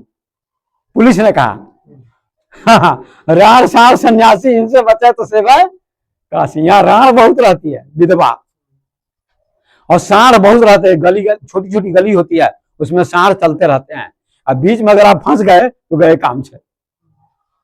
और सन्यासी पंडे होते हैं, वो ठग लेते हैं पैसे। महाराज हम भी कुछ नहीं कर सकते हैं, कुछ नहीं कर सकते हैं। अब क्या करें, अपना समूह हो गया, कुछ भी नहीं था, 1 रुपया नहीं। अब मैं कैसे आऊंगा? फिर लौट के चला गया आश्रम में, जहां से आया था वहीं। उस संत ने देखा, कहा आपका चेहरा उदास लगता है कुछ चोरी हो गई। हमने कहा सब बात हमने बताई। तो उन्होंने फिर 100 रुपये दिए हमको कल के और कहा जाइए। तब मैं आया। ऐसे ऐसे लोग हैं। कबीरा आप ठगाइए और न ठगिए कोई, आप ठगे सुख होता है और ठगे दुख होए। किसी को ठगने का प्रयास मत करो, हो सके तो ठगा जाओ, लेकिन ठगने का प्रयास नहीं करो, क्योंकि सब में भगवान है। कबीरा आप ठगाइए और न ठगिए कोई, दूसरे को ठगने का प्रयास मत करो। आप ठगे सुख होता है, आप ठगा जाइएगा तो सुख मिलेगा आपको। आपकी आत्मा कहेगी मैंने किसी को ठगा नहीं, किसी को दिया, ले गया कोई बात नहीं, लेकिन जो ले गया ठग के, उसकी आत्मा रात में कहेगी तूने गलत काम किया। उसकी आत्मा जरूर कहेगी। जैसे एक आदमी था सुभान मियाँ, एक कहानी है, सुभान मियाँ उसका नाम था, बहुत धनी मनी था। एक कहानी बहुत सुंदर सुनाता हूं। तो उस गांव में एक वेश्या आई नाचने के लिए, नाच करने। जैसे भी ऑर्केस्ट्रा आएगा आता है तो लाखों की हजारों की भीड़ हो जाती है। तो एक वेश्या आई नाच करने। तो वेश्या नाच करने लगी, और जो सुभान मियाँ थे बहुत बड़े सेठ थे उस गांव के, मतलब प्रतिष्ठित व्यक्ति थे। तो उनकी आदत क्या थी, वो जाते थे लैट्रिन करने, शौच करने। तो मुसलमान के पास जो करवा होता है, टोटी वाला करवा होता है, उसको करवा बोलते हैं। क्या बोलते हैं? करवा। कहे कबीर कली है खोटी, जो रहे करवा से निकले टोटी। जो अंदर में रहेगा मुंह होकर निकल जाएगा। भाई लोटा में जो रहेगा, बाल्टी में सामान रहेगा, पानी तो पानी निकलेगा, शराब रहेगी तो शराब निकलेगी, दूध रहेगा तो दूध निकलेगा, निकलेगा ना। ऐसे ही हमारे अंदर जो होगा वही निकलेगा। मुंह होकर, मुंह क्या है? टोटी है, शरीर क्या है? करवा है। कबीर साहब कहते तुम्हारे मन में अगर छल कपट होगा ना, वो कभी न कभी निकल जाएगा। कहे कबीर कली है खोटी, और जो रहे करवा से निकले टोटी। जो मन में होगा निकल जाएगा कभी न कभी। तो सुभान मियाँ बड़े प्रतिष्ठित थे, लैट्रिन करने जाते थे, और एक पेड़ के नीचे बैठते थे लैट्रिन करने के लिए। बेर का पेड़ था, बेर बैर जिसको कहते हैं, बेर पक्के पक्के थे। तो सब दिन जाते थे लैट्रिन करते थे उसकी छाया में बैठकर। अब बेर जो पक्के रहते थे वो लैट्रिन करते रहता है कि बेर लेके खाते रहते थे। ये खराब आदत थी उनकी। तो उस गांव में जो नाच हुआ वेश्या का, तो सुभान मियाँ की कुर्सी आगे लगी सबसे, प्रतिष्ठित आदमी की कुर्सी आगे लगती है। तो सुभान मियाँ की कुर्सी आगे लगी, हजारों लोग बैठे हुए सुन रहे हैं क्या, नाच। तो वेश्या क्या गाती है, सुनिएगा। वेश्या गाती, सुभान तेरी बतिया जान गई मैं राम, सुभान तेरी बतिया जान गई मैं राम। इसका अर्थ है कि सुभान मियाँ, मैं आपकी बात को जानती हूं कि आप क्या करते हैं। मतलब बेर के पेड़ के नीचे बैठे भी रहते हैं, लैट्रिन भी करते रहते हैं, बेर भी खाते रहते हैं। तो सुभान मियाँ कुछ नहीं बोले, लेकिन कह रहे हैं, सुभान मियाँ सोचते कि मेरी बेइज्जती कर रही है, मैं ही तो बेर के पेड़ के नीचे जाता हूँ, लैट्रिन करता हूँ, बेर भी खाता रहता हूँ, ये कैसे जान गई कि सुभान तेरी बतिया जान गई मेरा। वो जानती उतनी कुछ नहीं, उसने गाना गाया। फिर दोबारा कभी इस पर तो कुछ नहीं बोले सुभान मियाँ, कहा आगे कुछ बोलेगी तब बताऊंगा इसको। तो फिर बोलती, सुभान तेरी बतिया कह दूंगी राम, सुभान तेरी बतिया कह दूंगी राम। अब मैं कह दूंगी लोगों को कि बेर के पेड़ के नीचे बैठे रहते हैं, लैट्रिन भी करते रहते हैं और बेर भी खाते रहते हैं, तब तो मेरी बेइज्जती हो जाएगी। सुभान मियाँ सोचते हैं, वो गा रही है, सुन रहे हैं। सुभान मियाँ कहते अब ज्यादा आगे बढ़ रही है, ये मेरी प्रतीक्षा ले लगी है। तब तीसरी बार क्या कहती है, अभी कुछ नहीं बोले सुभान मियाँ, तीसरी बार कहती, सुभान तेरी बतिया कह रही हूं राम, सुभान तेरी बतिया कह रही हूं राम। ऐसा जब कहा कि अब मैं कहने जा रही हूं, तो सुभान मियाँ से बर्दाश्त नहीं हुआ, वो उठकर खड़े हो गए और कहा, है बेश्या तू क्या कहेगी। यही नहीं कहेगी सुभान मियाँ बेर के पेड़ के नीचे बैठे रहते हैं, लैट्रिन करते रहते हैं, बेर खाते रहते हैं, और क्या कहेगी तू।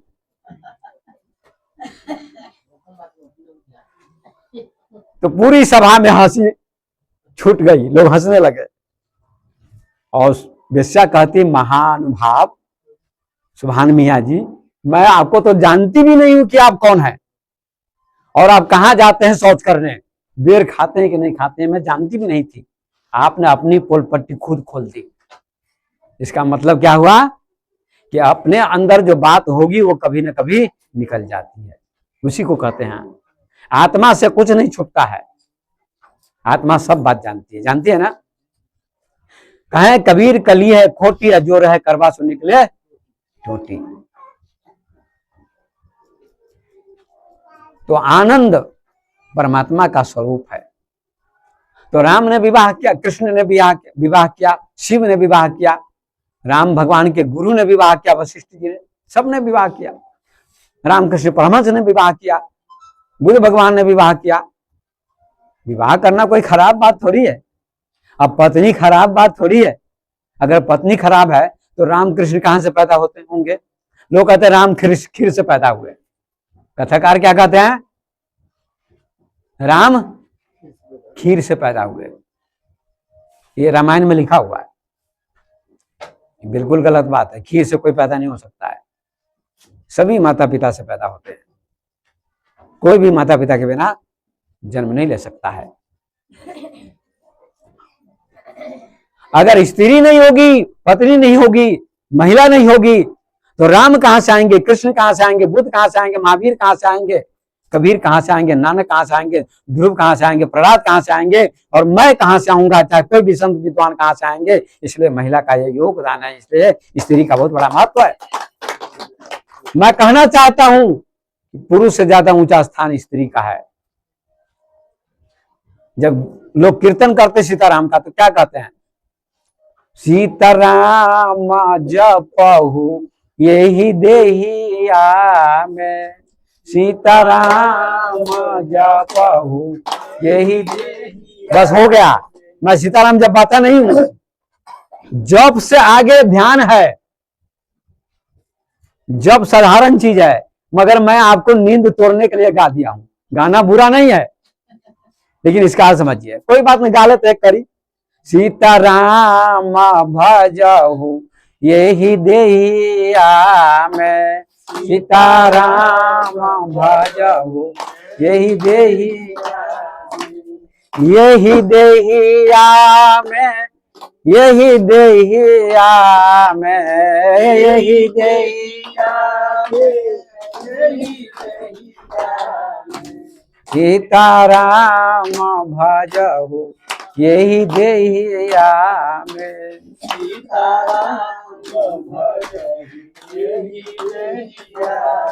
अब बड़े खुश हो गए लोग, सबकी नींद खुल गई, है ना।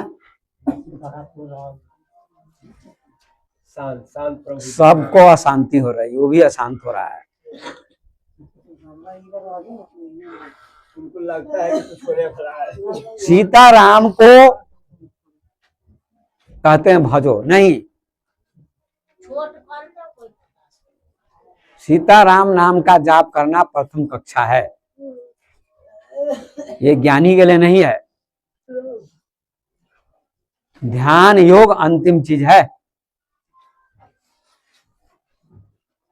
पर ये आपकी नींद तोड़ने के लिए हमने गाया है, समझ गया कि नहीं।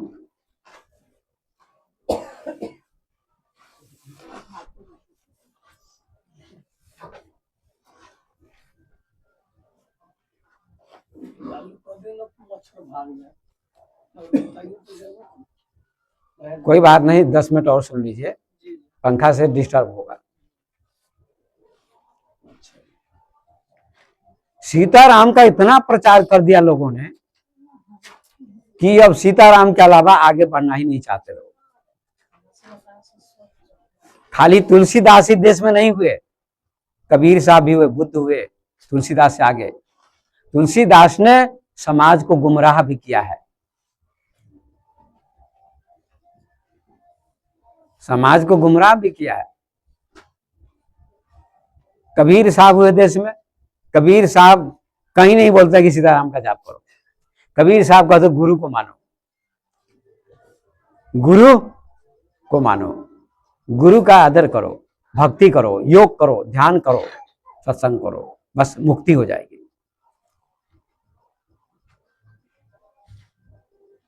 बुद्ध भगवान भी कहते ध्यान करो, ओशो भगवान कहते ध्यान करो।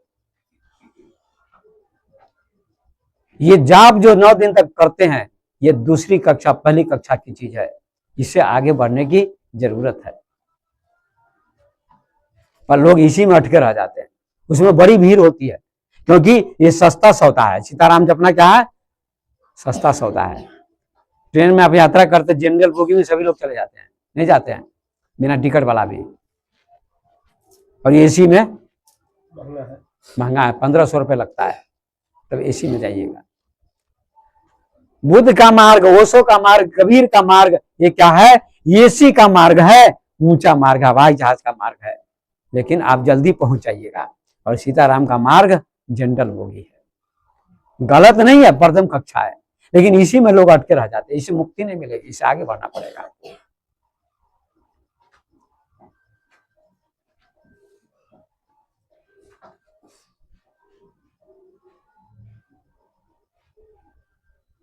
फला बाबा ने कह दिया, वही बात लकीर सही है।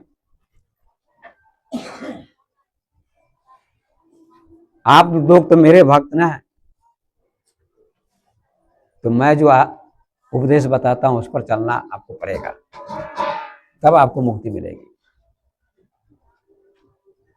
तो राम ने भी विवाह किया, कृष्ण ने भी विवाह किया। विवाह करना बुरा नहीं है, पत्नी का होना बुरा नहीं है, पर दोनों मिलकर भक्ति करेंगे, योग करेंगे, ध्यान करेंगे, तो उनको जल्दी मुक्ति मिल जाएगी, ये मैं गारंटी के साथ कहता हूं। राम को भटकने की जरूरत नहीं पड़ी, कृष्ण भगवान को भटकने की जरूरत नहीं पड़ी, शिव को भटकने की जरूरत नहीं पड़ी,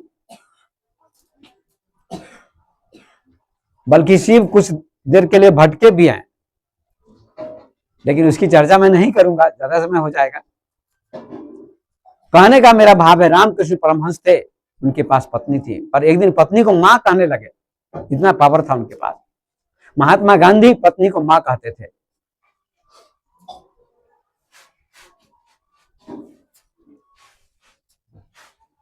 ज्ञानी की दृष्टि में स्त्री पुरुष का भेद नहीं है। देश में एक महापुरुष है, ओशो भगवान, जिनकी सभा में स्त्री पुरुष साथ बैठते थे, अलग नहीं बैठते थे। हर सभा में स्त्री अलग बैठती है, पुरुष अलग बैठते कि नहीं बैठते हैं प्रवचन कथा में। लेकिन ओशो जी कहते थे नहीं, एक जगह बैठो, अलग नहीं बैठो, तुम स्त्री देखो ही नहीं, तुम पुरुष देखो ही नहीं, ध्यान करोगे तो स्त्री पुरुष दिखाई नहीं पड़ेंगे, तुमको केवल परमात्मा सब में दिखाई पड़ेगा। ये मैं दावे के साथ कहता हूं, ओशो जी ने कहा है। ये आप वासना के कारण कहते हैं। जो बाबा कहता अलग रहो, वो बाबा अभी स्त्री से डरता है, वो बाबा कमजोर है, वो बाबा कायर है। मैं इस प्रवचन के माध्यम से कहना चाहता हूं, रामकृष्ण परमहंस नहीं डरे स्त्री से। जब राम नहीं डरे, कृष्ण नहीं डरे, बुद्ध नहीं डरे, बुद्ध के आश्रम में सैकड़ों स्त्रियां रहती थी, ध्यान करती थी। शर्त यही है, ध्यान करिए, पति पत्नी मिलकर। क्या करिए? ध्यान करिए।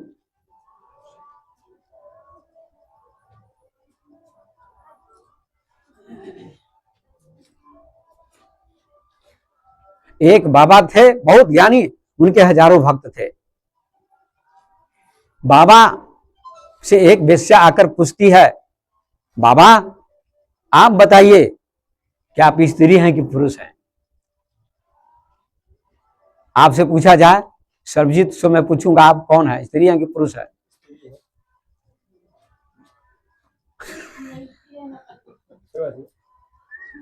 अभी उस दिन मैंने समझा दिया था, इसलिए समझ गए हैं।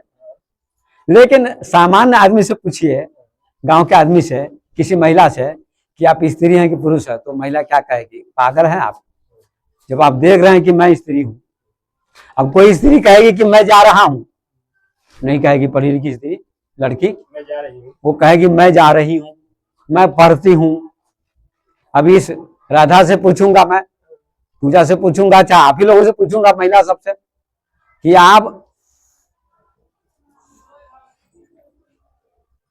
कौन है, तो क्या कहिएगा? मैं स्त्री हूं, मैं महिला हूं, कहिएगा ना। और आपसे पूछे कोई, आज मुसरने आ गया था, उपेंद्र जी मिले बहुत दिन के बाद, ये कहते हैं बाबा आप ही के हम भक्त हैं। हमको तो गजब लगा, तो इनको जानते भी नहीं थे। आए, प्रणाम किया, देखिए कहते हम गुरु पूर्णिमा में गया हूँ, कुछ सहयोग भी करता हूँ थोड़ा बहुत। देखिए अश्रद्धा पूर्वक आए भी है, कहाँ छुपे हुए थे पता नहीं, प्रकट हो गए। कहते कोई महिला है कोई पुरुष है, समाज में चलता है ना, महिला पुरुष स्त्री पुरुष दो है, नहीं चल, समाज में चल रहा है। अगर मैं किसी महिला को कहूंगा ये पुरुष इधर आ जाओ, तो मैं भी पागल, वो सुनने वाले भी कहेंगे पागल है। तो महिला जा रही है, महिला खा रही है, महिला पढ़ रही है, लड़की पढ़ रही है, ऐसा हम कहेंगे ना। पुरुष जा रहा है, पुरुष खा रहा है, ऐसा कहेंगे ना। लेकिन वो वेश्या पूछती है साधु बाबा से। साधु का मतलब ये नहीं कि केवल वस्त्र पहन लिया, दाढ़ी बढ़ा लिया वही साधु है। शर्ट पैंट वाला भी साधु होता है, मठ में रहने वाला ही साधु नहीं है। मठ में रहने वाला ही साधु नहीं है। बड़े गुरु महाराज की, सोने वाले की जय। तो मठ किसको कहते हैं? म माने मन, ठ माने ठहरना। जहां मन ठहर जाए उसका नाम मठ है, केवल उसी का नाम मठ नहीं है। आपके घर में अगर आप ध्यान करते हैं, योग करते हैं, सत्संग करते हैं, मेडिटेशन करते हैं, तो आपका मन एक न एक दिन ठहर जाएगा, आपका घर ही मठ बन जाएगा। इसका नाम मठ हुआ। कितना सुंदर अर्थ है। मठ में बाबा जी सब गांजा पीते रहते हैं, कहते शंकर जी का प्रसाद है, दम लगाते हैं, चिलम भरते हैं और कहते जय अगर धत्ता, फूक दो बंबई कलकत्ता, रहे नाता पत्ता। बंबई और कलकत्ता को फूकने जा रहा हूं एक ही दम में। बंबई कलकत्ता को क्या फूकोगे? तुम अपने फेफड़ों को फूक रहे हो। मंदिर का अर्थ होता मन माने मन, दिर माने दरवाजा।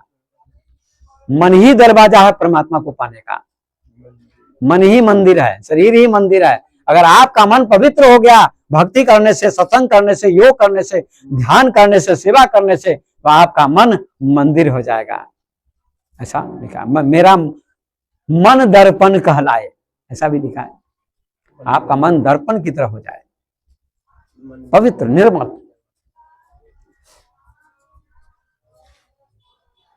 तो वेश्या कहती बाबा आप स्त्री हैं कि पुरुष हैं? तो बाबा ने कहा मैं अभी नहीं बताऊंगा, जब मैं मरने लगूंगा, मेरी मृत्यु होने लगेगी, तब मैं तुमको बताऊंगा। कहा बाबा अभी क्यों नहीं, अभी क्यों नहीं बताइएगा?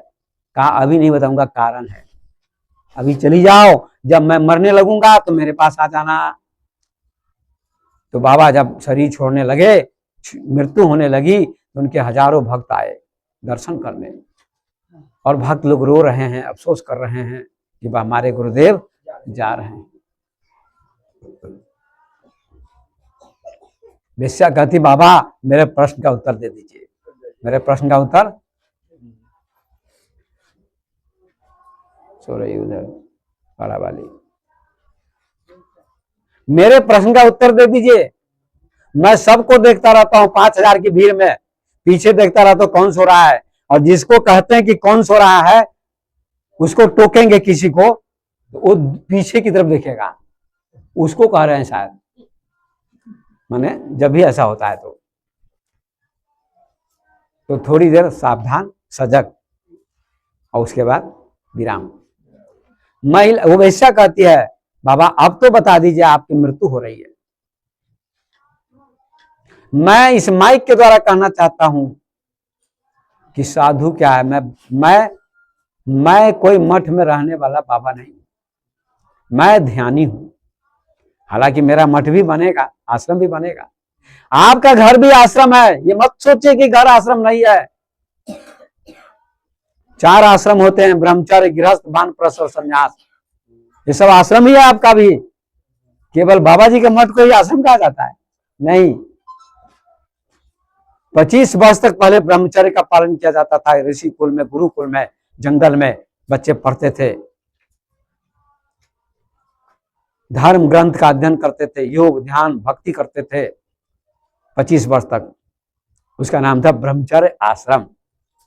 25 वर्ष के बाद ऋषि कहते थे अब बेटा शादी करो जाकर, अच्छी लड़की से, संस्कारी लड़की से। अब शादी होती थी, विवाह होता था। 25 वर्ष के बाद 50 वर्ष तक गृहस्थ आश्रम कहलाता था। ध्यान से सुनिए, कितनी अच्छी परंपरा थी। आजकल के लोगों ने परंपरा को बिगाड़ दिया, संतों ने, साधुओं ने। मैं सारे साधु संत का खिलाफ हूं। मैं केवल मैं ओशो भगवान को मानता हूं, ओशो के अलावा किसी को भी नहीं मानता हूं। ओशो को जिस दिन से समझ गया उसी दिन से मैं बुद्ध, महावीर, कबीर, नानक सबको समझ गया। ओशो सबका सागर है। पहले के ऋषि मुनि सही थे, लेकिन आज के साधु संतों ने गलत किया है। लोग कहते साधु संत ऋषि मुनि, मैं एक वीडियो बनाने वाला हूं, ऋषि मुनि और साधु संत में क्या अंतर है ना, एक वीडियो बनाऊंगा। आज उसकी चर्चा नहीं करूंगा, केवल नाम बताता हूं। तो गृहस्थ आश्रम, ब्रह्मचर्य आश्रम 25 वर्ष तक पालन किया जाता था। 25 वर्ष के बाद ऋषि आदेश देते थे कि अब विवाह करो, अच्छी लड़की से, संस्कारी लड़की से विवाह करो। विवाह होता था और 25 से 50 तक गृहस्थ आश्रम बिताते थे लोग, पति पत्नी। 2-3 बच्चे पैदा करो 50 वर्ष तक, 2-3 बच्चे, ज्यादा नहीं। छोटा परिवार सुखी परिवार है ना, छोटा परिवार सुखी परिवार और सुख का आधार है ना। और 10 बच्चे पैदा होंगे तो मुश्किल हो जाएगी। 50 वर्ष की उम्र तक गृहस्थ आश्रम, तो वही आश्रम हुआ कि नहीं? पहला क्या हुआ? ब्रह्मचर्य आश्रम। दूसरा क्या हुआ? बोलिए आप लोग बोलिए, गृहस्थ आश्रम। तीसरा क्या हुआ? वानप्रस्थ। पति पत्नी दोनों साथ रहें, एक ही सेज पर सोएं, लेकिन दोनों अब ऊपर उठ जाएं। 50 वर्ष तक इतना ऋषि ने सुंदर नियम बनाया कि 25 वर्ष तक ब्रह्मचर्य का पालन करो, और 25 वर्ष के बाद विवाह करोगे तो तुम्हारे द्वारा जो बच्चा पैदा होगा वो होनहार होगा, क्योंकि तुमने 25 वर्ष तक योग किया, ध्यान किया, मेडिटेशन किया। लोग क्या कहते हैं? ब्रह्मचर्य के बाद विवाह नहीं करना चाहिए, ब्रह्मचर्य के बाद विवाह नहीं करना चाहिए। ब्रह्मचर्य के बाद उसको लोग संभोग कहते हैं, सेक्स कहते हैं। अब ये कहने पर समाज के लोग तो नाराज हो जाते हैं। ओशो कहते हैं सेक्स और संभोग शब्द बुरा नहीं है, सबसे अच्छा है। अगर वो नहीं होता तो तुम्हारे राम कृष्ण बुद्ध महावीर हम आप कहीं कोई नहीं आता दुनिया में, इसलिए वो बहुत पवित्र चीज है, परमात्मा का दिया हुआ है, परमात्मा का दिया हुआ है। तो 25 वर्ष तक ब्रह्मचर्य का पालन करो, 25 के बाद शादी विवाह करो, ऋषि की परंपरा है। तो कोई भी गिरेगा नहीं, भटकेगा नहीं। नहीं तो साधु लोग क्यों बलात्कार करते हैं, क्यों जेल में जाते हैं बड़े बड़े बाबा? इसका कारण यही है। इसलिए पहले के ऋषि मुनि कहते हैं हर को विवाह करना चाहिए। वशिष्ठ जी ने विवाह किया, राम भगवान के गुरु। कृष्ण भगवान के गुरु संदीपनी ने विवाह किया। अत्रि ऋषि ने विवाह किया, अनुसुईया उनकी पत्नी। गौतम ऋषि ने विवाह किया अहिल्या से। सबके पास पत्नी है कि नहीं है? सारे ऋषि मुनि। और परम ज्ञानी उन्हीं की रचना है वेद ग्रंथ। क्या है उन्हीं की रचना? वेद ग्रंथ है। वेद व्यास जी जिनकी भागवत पुस्तक है, जिनकी कथा होती, जिस पुस्तक की कथा होती पूरे देश में, विवाहित है। तो दूसरा आश्रम गृहस्थ आश्रम, वो भी आश्रम है। आपका भी आश्रम, घर क्या है? आश्रम है। याद रखिए आपका घर भी आश्रम है। अगर घर में रहकर आप सभी लोग मिलकर ध्यान करें, भक्ति करें, सत्संग करें, योग करें, तो आश्रम से कम पावर नहीं है। आपको फिर उस आश्रम में जाने की जरूरत नहीं पड़ेगी, कोई जरूरत नहीं पड़ेगा। आप घर में मुक्त हो जाइए। और तीसरा आश्रम है वानप्रस्थ। वान माने पति पत्नी दोनों मिलकर ध्यान करें, अब पति पत्नी से ऊपर उठ जाएं 75 वर्ष की उम्र तक, और 75 के बाद संन्यास, 100 वर्ष की उम्र। संन्यास का मतलब घर का त्याग नहीं, संन्यास का मतलब ममता आसक्ति का त्याग। और पत्नी है तब भी पत्नी में आसक्ति ना हो, पुत्र में आसक्ति ना हो, शरीर में आसक्ति ना हो, मकान में आसक्ति ना हो, पैसे में आसक्ति ना हो, किसी चीज में आसक्ति ना हो। इसका नाम क्या है? संन्यास आश्रम। तो बाबा से पूछती है वेश्या, बाबा आप स्त्री हैं कि पुरुष? तो बाबा क्या कहते हो? बाबा साधु। साधु किसे कहते हैं? जो साधना करता है उसका नाम साधु है। उसका नाम क्या है?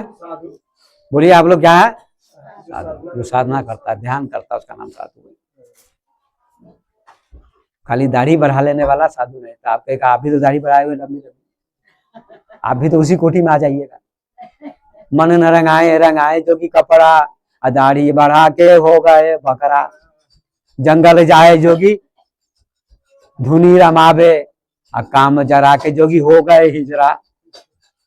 मन न रंगाए जोगी कपड़ा, और दाढ़ी बढ़ा के हो गए बकरा। तब हमको भी आप लोग बकरा कहिएगा? नहीं, हम दाढ़ी भी बढ़ाए लेकिन हमारे अंदर योग्यता भी है, ध्यान भी करते हैं। हम मन को भी रंगाए हुए हैं और तन को भी रंगाए हुए हैं। हम सच्चे योगी हैं। केवल वस्त्र पहनने वाला योगी नहीं है। तो बाबा क्या कहते हैं? मैं पुरुष हूं। अब क्या कहते बाबा? वेश्या को क्या उत्तर दिया? बोलिए ना, हाँ या ना? वेश्या को बाबा ने क्या उत्तर दिया? साधु ने, मैं पुरुष हूं। तो उस वेश्या ने कहा यही बात पहले बता दिए होते। ये तो बहुत छोटा उत्तर है, मैं पुरुष हूं। पुरुष तो आप सब दिन से है, तो अभी कहने की क्या जरूरत है कि मैं पुरुष हूं? तो वेश्या ने उत्तर दिया कि मेरे अंदर कुछ वासना शेष थी। स्त्री पुरुष में सब में परमात्मा को नहीं देखता था मैं। स्त्री को अलग देखता था, पुरुष को अलग देखता था। लेकिन अब मेरी वासना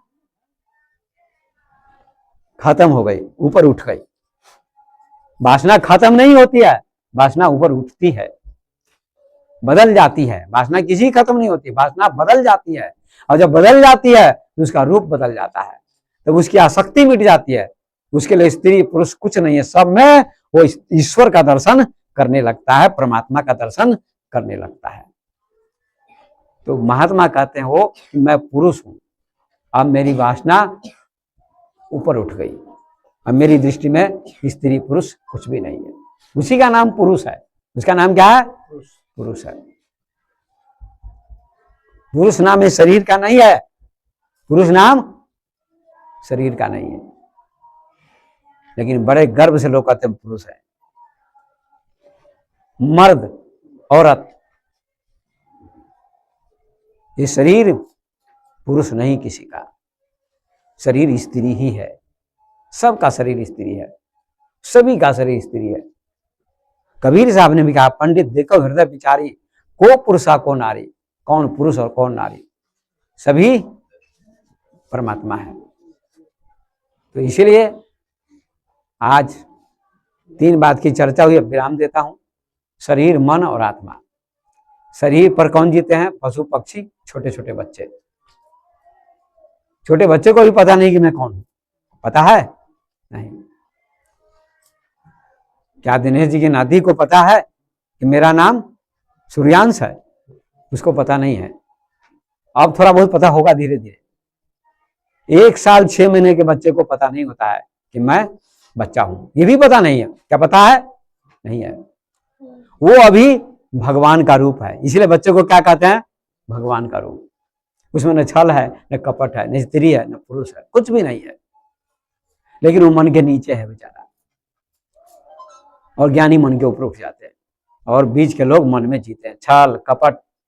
लड़ाई क्यों हो रही है अभी देश में? ईरान में, अमेरिका में लड़ाई चल रही है, गैस सिलेंडर नहीं मिल रहा है। किस लिए लड़ाई हो रही है? मन के चलते। राष्ट्रपति का भी मन खराब है, प्रधानमंत्री का भी खराब है, तभी ना लड़ाई हो रही है। लड़वा कौन रहा सेना को? राष्ट्रपति, अमेरिका के राष्ट्रपति, चाहे ईरान के प्रधानमंत्री, कोई भी, यही दोनों लड़ाते हैं।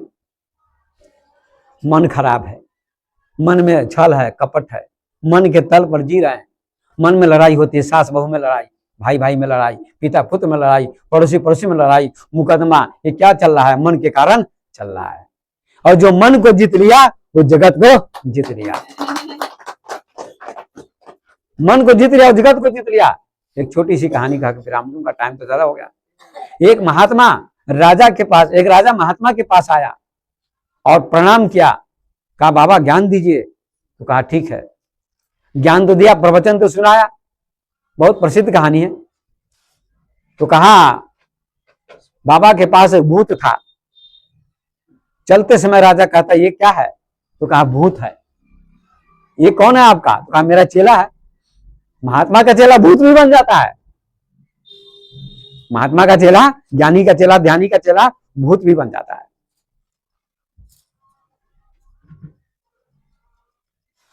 आप सभी लोग भूत हैं, भूत है ना? आप सभी लोग भूत है, पकड़िएगा नहीं हमको। सभी लोग भूत हैं। देखिए भूत के 3 अर्थ होते हैं। एक भूत माने जो बीत गया, बीता हुआ समय का नाम भूत है, भूतकाल है ना। इसका नाम क्या होता है? पहले बच्चा था, फिर जवान हो गया, बुढ़ा हो गया, तब पहले थे, वो भूतकाल हो गया। नहीं, सतयुग, त्रेता, द्वापर से भूतकाल में हो गया। अभी कलयुग है जिसको क्या कहते हैं? वर्तमान। बल्कि अभी भी सतयुग है, ये बात नहीं है, गलत बात है कि सतयुग त्रेता है। हमेशा चारों युग बीतते हैं।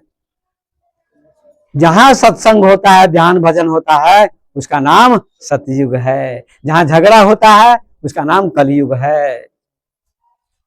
जहां सत्य की चर्चा होती है उसका नाम सतयुग है। जहां 3 गुण की चर्चा उसका नाम त्रेता है।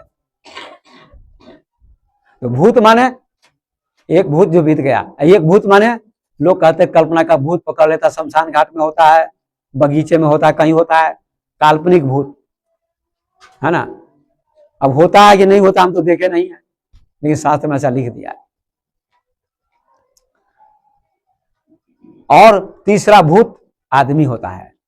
तीसरा भूत क्या होता है? आदमी। सुने थे कभी कि आदमी भूत होता है? सुने थे कभी? बोलिए आप लोग। अरे भाई बोलिए ना आप लोग। तो फिर आज मैं आप लोगों को कर रहा हूं, आप सभी लोग भूत हैं, अब मैं भी भूत हूं, मैं आपको चिपट जाऊंगा।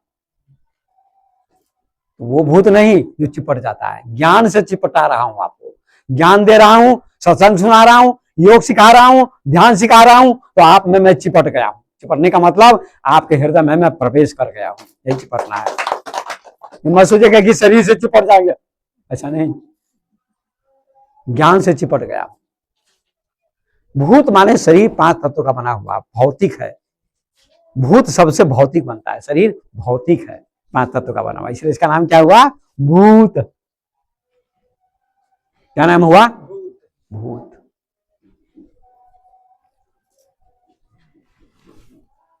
क्या कह रहे थे कहानी? चेला को रखा था। हाँ, भूत वाली कहानी। ये क्या है? तो भूत है, तो ये भूत हमको दे दीजिए, हम राजा बहुत काम कर देगा। महात्मा कहते हैं यही की बंदरी सोही नचावे, तुम्हारे बस में नहीं रहेगा। तो कहा नहीं दे दी, जिद किया, हट किया, देना पड़ेगा। तो महात्मा ने कहा ठीक है ले जाओ, अगर कोई संकट आएगा तो मेरा दोष मत देना। ले गया राजा भूत को। भूत जाता है उसके घर पर दरबार में, भूत कहता है राजन काम दो। राजा ने कहा, दिल्ली का राजा प्रधानमंत्री नरेंद्र मोदी, नरेंद्र मोदी से कहा भूत ने हमको काम दो नरेंद्र मोदी, नहीं तो तुमको मैं खा जाऊंगा, मार दूंगा। तो नरेंद्र मोदी कहते यमुना पर पुल बना के आ जाओ। आ गया 5 मिनट में पुल बना के। भूत का काम तो जल्दी कर देना ना। नरेंद्र मोदी को कहा भूत ने आप दूसरा काम बताओ मोदी जी। तो कहा एक फैक्ट्री तैयार कर दो, कारखाना। तो फैक्ट्री भी तैयार हो गई। अब फिर भूत आ गया, नरेंद्र मोदी, कारखाना बन गया। अब बताओ अब क्या चाहिए? और हजारों काम बताए, ये करो वो करो, सब काम उनके हो गए। पूरे राज्य का देश का काम हो गया, कोई काम बाकी नहीं। अब भूत कहता मोदी अब बताओ काम। कहा कोई काम नहीं। कहा मार डालूंगा, तुम्हारी छाती पर बैठ के खून पीऊंगा तुम्हारा। मोदी कहते हैं मत मारो, है ना, हम बहुत लोकप्रिय प्रधानमंत्री हैं, मत मारो। कहा मार दूंगा, खून पी जाऊंगा, नहीं तो बताओ काम। तो कहा कि ठीक है बताऊंगा। ऐसा करो हमको छोड़ दो, 1 दिन का टाइम दो, कहीं घूमने चले जाओ, मैं उपाय ढूंढता हूं, काम ढूंढता हूं, बताऊंगा तुमको। चला गया भूत। कहा ठीक है 1 दिन का टाइम देता हूं, घूमने चला गया। इधर वो जो राजा था वो संत के पास चला गया, जहां से भूत आया था वहां गया उस संत के पास। भक्तिन सुइए मत थोड़ी देर। अब राजा संत से कहता बाबा स्वामी जी भूत तो हमारी जान ले लेगा, खतरा हो गया, कोई उपाय बताइए बचने का। तो महात्मा ने कहा अब मैं कुछ नहीं कर सकता, तुम जानो तुम्हारा काम जाने। लेकिन पैर पकड़ के रोने लगा, महाराज बचाइए। कहा ठीक है एक काम करना, जाके आंगन में खंभा करवाना, लकड़ी का मोटा खंभा, और भूत जब आए, खंभा जब गड़ जाए, तैयार हो जाए, भूत आएगा तो कहना इसी पर चढ़ो और उतरो, चढ़ो और उतरो, अप डाउन करो, अप डाउन। भूत आया, कहता काम दो। तो कहता है, राजा कहता है किसी पर चढ़ो उतरो, चढ़ो उतरो, चढ़ा उतरा, चढ़ा उतरा, चढ़ा उतरा, चढ़ा उतरा, 1 सप्ताह तक। अब एक ही काम 10 दिन तक आप करिएगा बराबर, तो थक जाइएगा। एक ही सीढ़ी पर रोज उतरिए चढ़िए लगातार, अब दिन भर न थकिएगा। दिन भर 50 बार आप चढ़िए उतरिए तो थक जाइएगा। एक ही सब्जी रोज खाइए तो मन उठ जाएगा, इसलिए बदल बदल के लोग खाते हैं। थक गया, अब कहता है अब मैं थक गया हूं, दूसरा काम। तो कहा कोई काम नहीं है, यही काम है। तो राजा बच गया, भूत चला गया महात्मा के पास। फिर महात्मा के पास जहां से आया था वहीं चला गया। ये तो एक कहानी है। ये तो क्या है? कहानी। ये भूत क्या है? हमारा मन है, जो कभी बैठता नहीं है, हमेशा काम करता रहता। सपना भी देखता है, नहीं देखता है, सपने में भी सपना देखता है। अभी काम कर रहे हैं, दिन में आप रात में भी सपना देखते हो, वहां भी मन जगा हुआ है। मन कहाँ सो जाता है? ठहर जाता है, काम नहीं करता है, सुसुप्ति में, गहरी नींद में। इसलिए कभी कभी आदमी कहता है आई बड़ा सुख से सुतली है, कुछ न चल रही है, कहता है ना, वो सुसुप्ति है, गहरी नींद है। वो भी एक समाधि है, ओशो कहते हैं, भगवान ओशो, जो भी समाधि है। उससे आगे समाधि है जहां मन का चलना, मन का काम करना, मन का सोचना, जहां बंद हो जाता है उसका नाम समाधि है, उसका नाम ध्यान है। और सीताराम जपिए, मन आपका बंद नहीं होता, वो तो चलता ही रहता है। मन कहां बंद होगा, कभी नहीं बंद होने वाला है मन का काम। इसलिए राजा बच गया। भूत नाम हमारा मन है, और वह कहाँ ठहरता है, कहाँ थकता है, तो खंभा पर। वो खंभा क्या है, ध्यान, साधना, योग, मेडिटेशन, वो खंभा है। और राजा कौन है, कोई व्यक्ति, और गुरु कौन है, वो संत महात्मा जो बताते हैं तरीका। इस प्रकार से अब मैं अपनी वाणी को विराम देता हूँ। शरीर, मन और आत्मा, तो मन के तल पर बीच के लोग जीते हैं, जहाँ छल है, कपट है, स्त्री है, पुरुष है, मान है, अपमान है, अपना है, पराया है, पाप है, पुण्य है, रात है, दिन है, जन्म है, मरण है। ये क्या है, मन के तल पर है, सब मन में है। मन के ऊपर चले जाइए तो आत्मा में प्रवेश कर जाइएगा, जहाँ बुद्ध, ओशो, कृष्णमूर्ति, अष्टावक्र, विवेकानंद, शंकराचार्य, दादू, दरिया, ओशो भगवान, ये सब पहुंच गए, उसका नाम आत्मा का तल है। क्या है, आत्मा का तल। वहां स्त्री पुरुष सब समान है, बराबर है, न कोई स्त्री न कोई पुरुष। और साधारण तल पर पुरुष, ये शरीर के तल पर अधिक लोग जीते हैं, पशु, पक्षी, बच्चे आदि, और लोग भी। तो ये 3 प्रकार की चर्चा मैंने की, शरीर, मन और आत्मा। हम लोग को कहाँ पहुंचना है, ध्यान करके, भक्ति करके, योग करके कहाँ पहुंचना है, आत्मा के तल पर पहुंचना है। कहाँ पहुंचना है, छत पर पहुंचना है। और जब आत्मा के तल पर पहुंच जाइएगा, जीना तो पड़ेगा ही, खाना तो पड़ेगा ही, सब काम करते हुए। इसलिए कहा काम करते रहो, ध्यान करते रहो। मैं नहीं कहूंगा नाम जपते रहो, ध्यान करते रहो। काम करते रहो, ध्यान करते रहो। क्या कहने के लिए कहते थे, नाम जपते रहो, गुरु का नाम लेते रहो, कोई बात नहीं। भक्त जीवन का यूं ही निकल जाएगा, काम करते रहो, नाम जपते रहो। गाइए आप लोग भी, काम करते रहो, नाम जपते रहो, भक्त जीवन का यूं ही निकल जाएगा। अगर लगन सच्चे गुरुवर से हो जाए तो सारे जीवन का नक्शा बदल जाएगा। अगर लगन सच्चे गुरुवर से हो जाए तो सारे जीवन का नक्शा बदल जाएगा। काम करते रहो, ध्यान करते रहो, काम करते रहो, भक्ति करते रहो, भक्त जीवन का यूं ही निकल जाएगा। बोलिए श्री गुरुदेव भगवान की जय।